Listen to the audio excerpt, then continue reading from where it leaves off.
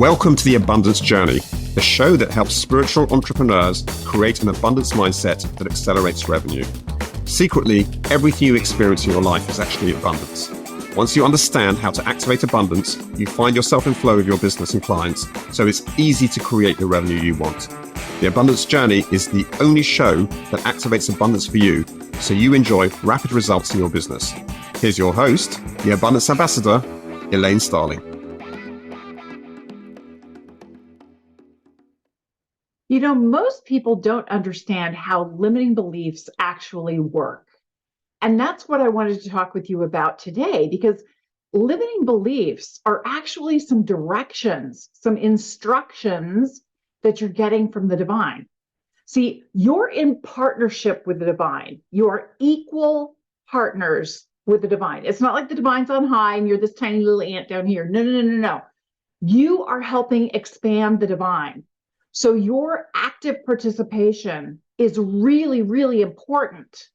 And the divine gives you limiting beliefs deliberately, because every time you come up against one of those barriers and you're willing to step through courageously and tell yourself a different story about who you are and what's possible for you, you automatically help expand the divine, because you're bringing more love for yourself and for others to the situation. So limiting beliefs are something that you're given deliberately. And yes, you will outgrow some of your limiting beliefs and you'll adopt new ones. They might have a similar theme, right? You get nicer, newer problems, but they're still challenges. They're still there to get you to grow. That's the whole intention. So here's what happens, and here's the most effective way to handle limiting beliefs when they come up. Because here you are in partnership with the divine. You've stated your intention, and I always start with, in love and light, we hold the intention that. And I say in love and light because I want to acknowledge the fact that the God of your understanding is an active participant in helping create this intention. And that's also why I say we hold this intention, because it's not just you. It's the divine too. And it's anybody who listens to your intention or is exposed to your intention. Their energy is automatically connected to it, and they're automatically supporting that intention with you. Whether they're actively pushing their energy to it or not, they're supporting it. So it's always a we. We hold the intention that, and then you state your intention, what you want to create, how you want to feel, and what difference it's going to make for you and for others. So for example, in love and light, we hold the intention that I'm guided to share just the right information so that you benefit from understanding the value of your limiting beliefs. So you play with your limiting beliefs and engage with your limiting beliefs in an empowering way from now on. They're no longer a source of fear and frustration. They're now a source of delight and play. Thank you, divine. Thank you, thank you, thank you. So that's my intention. Okay, great. That's step one. Now, for various reasons, you're going along, you're working towards this, and doubts come up. I don't know about you, but I've got a major but engine. It's like, but I don't know what to say. But what if it's not logical? But what if they don't like it? But, right? And I can butt myself in circles for hours. And that is just the divine trying to get my attention and remind me about my intention. Is my intention really what I want to create? Because when I make it all about myself, that's when I get caught in the but undertow. When I make it about showing up to make a difference for other people, I get myself out of the way. I'm not worried about how I show up because I'm committed to serve. And you can feel the energy of my deep desire to help and contribute and make a difference for you, so you can experience an entirely different way of life, one where you savor the value that your limiting beliefs bring to you. You can feel the energetic difference, right? You can feel the contraction when it's all about me and I don't know what to do. And oh my gosh, it's all on me. That's the human mind at play. It's never all on you. You're always collaborating with the divine.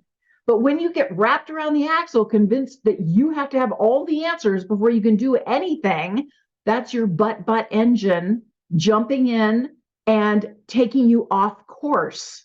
So it's almost like using GPS. If you've ever plugged in a destination in your GPS and then you decide to take a slightly different route, and the entire time that sweet lady recording voice is telling you to make a legal U-turn at the next intersection. She keeps wanting you to make a legal U-turn, right? Because the divine is trying to guide you in the right direction. And that direction is your intention, because the divine is still aligned with that intention. That was where you said you wanted to go, and we're trying to get you there. And you've gotten yourself distracted because you're letting your mind bring up all these buts, all these excuses, all these limiting beliefs of why you all by yourself can't make it happen. And the divine's going, yeah, no kidding. Why do you think we're here partnering with you? Hello, remember us? We're here to help make it happen. Stop pretending you're on a desert island all by yourself. You're not. We're here to help. Come on. Cut to the chase here. So every time you get in this space where you start to notice those limiting beliefs come up, that but engine come up, here's what I want you to do. I want you to step back and take a deep breath, look at your intention again, and decide if it's the right intention for you. And you know if it's right because of how it feels. It feels open and expansive and empowering and loving. That's the sign of a really good intention. It's about you showing up as your highest self and really making a difference and benefits coming your way because of who you're willing to be in the moment. It's not all about you, it's through you and how you want to show up in the moment. So you recommit to your intention, okay? Then I want you to set a timer for 2 minutes. And I want you to brainstorm a list of different things you could do that would take 1 hour or less. In fact, 30 minutes or less is even better, but call it an hour.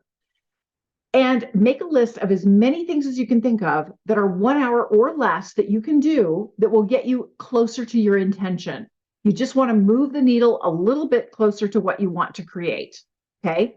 After you're done with those 2 minutes and the alarm goes off, you're going to take a deep breath and then set an alarm for 1 minute. And you're going to look at your list of all the different things that you could do that take 1 hour or less, and you're going to prioritize that list. Even if you only have one thing that you come up with, that's fine. That's where you're going to start. That's where you're going to start. And the way you start working on this project is you activate abundance around it. I know it's a little counterintuitive, because what if you're working on a book? Like I'm writing a book right now about the 5 steps to activate your abundance. And it's really important to me that this book is incredibly effective for my readers. So I can have my intention for the book, which is the bigger idea, but I can also have an intention for the chapter that I'm working on, or this segment within a chapter that's all I have time for. I set my intention for this immediate segment of time that I'm about to work on, if that makes sense to you, okay? So I set my intention, and then I feel a deep sense of gratitude that I'm not in this on my own. Of course not. I'm playing with the divine. I can do searches on my computer to find things that I've written before about this topic.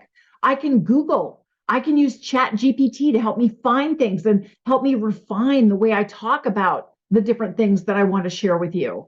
I can look at different exercises that I've done in the past and things that I've created in the past and pull from them and add them to the book so that they're tangible things people can do to actually implement the different ideas that I'm explaining. So I can get really excited and grateful for this opportunity to collaborate with the divine. Then I acknowledge what's showing up for me. What shows up for me is the sense of peace and calm and tranquility and grace. I just feel this sense of ease because it's not all on me. It's part of a game. It's almost like a scavenger hunt. And I'm finding all the little bits and pieces and pulling them together, and I'll make it all make sense later, right? For now, I'm just collecting the puzzle pieces, and I'm having so much fun collecting the puzzle pieces. So how wonderful that I can be in that kind of energetic space and just relax and not let it bother me, not let this be, oh my gosh, this didn't work. No, no, no, no, no. That's not the point. Just focus on this initial task and feel gratitude and acknowledge how beautiful it is that you're partnered with the divine to make this happen.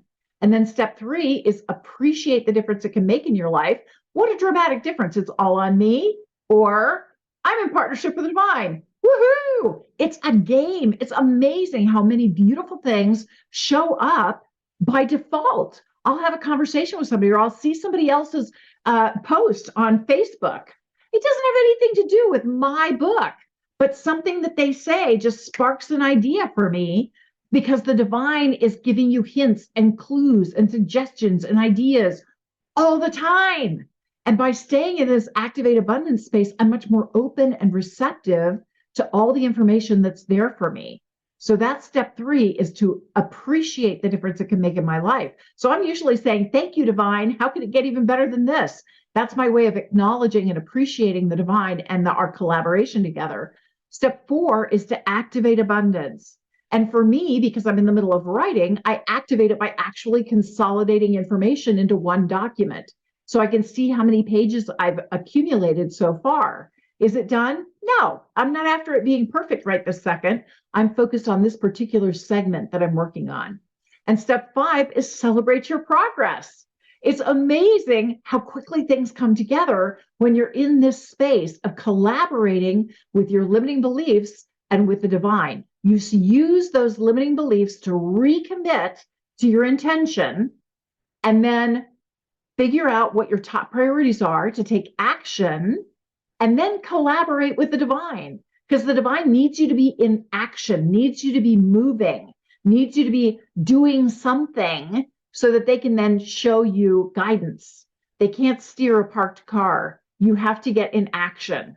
Okay. So instead of being frustrated by your limiting beliefs and fears, from now on, you're going to recognize them as divine guidance.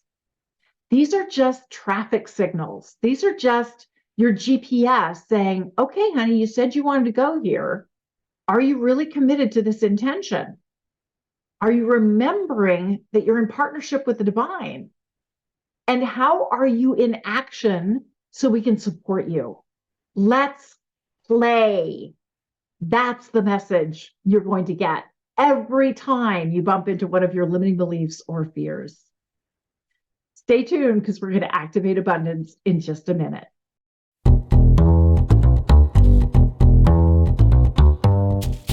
So are you ready to activate abundance in every single area of your life?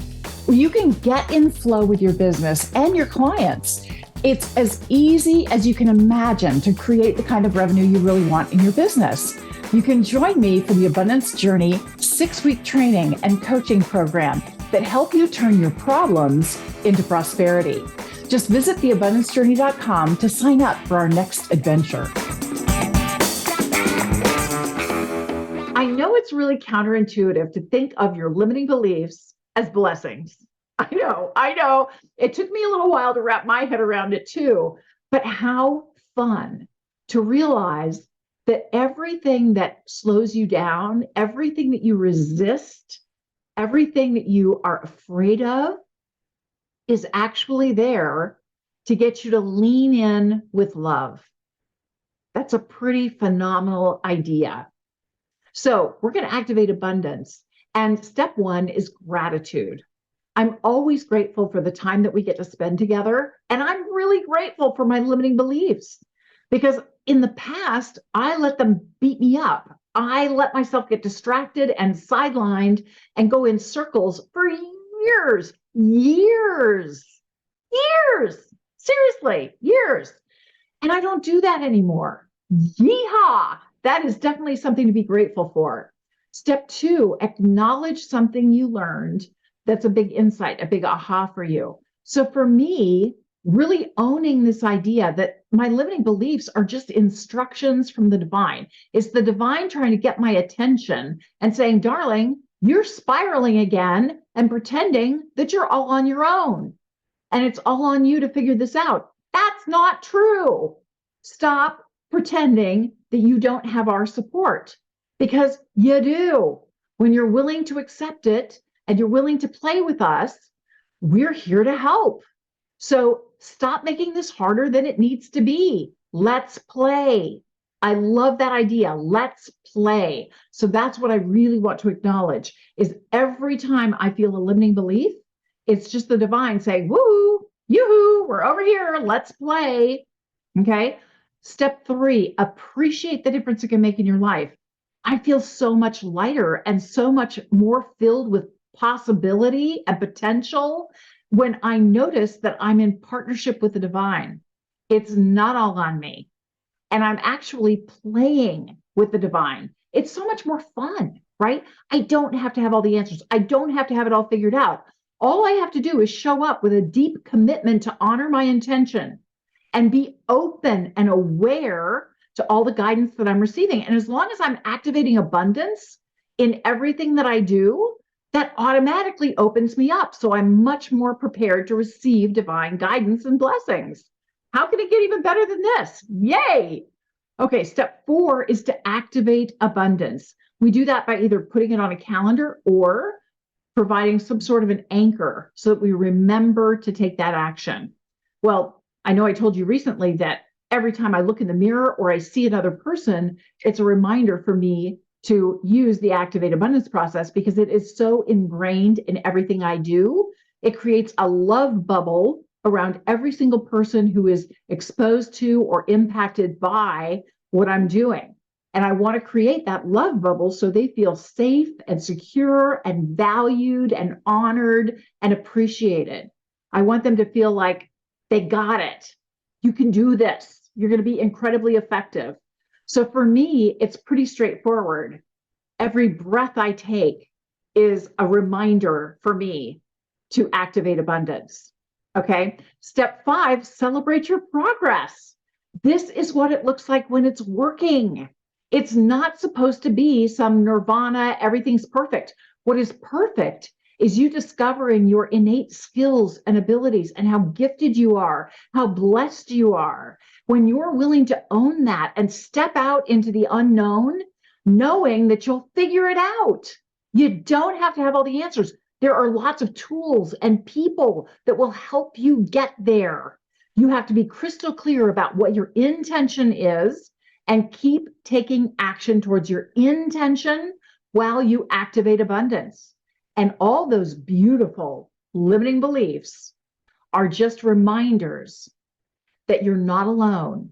You're in partnership with the divine, and you got this. You've been listening to the Abundance Journey Show with Elaine Starling. Visit theabundancejourney.com/podcast gifts to access today's gift, as well as gifts from our other guests. Tune in every week to activate abundance in your life and business. If something resonated with you, please share it with your friends so they can benefit too. Keep activating abundance, and we'll see you in the next episode.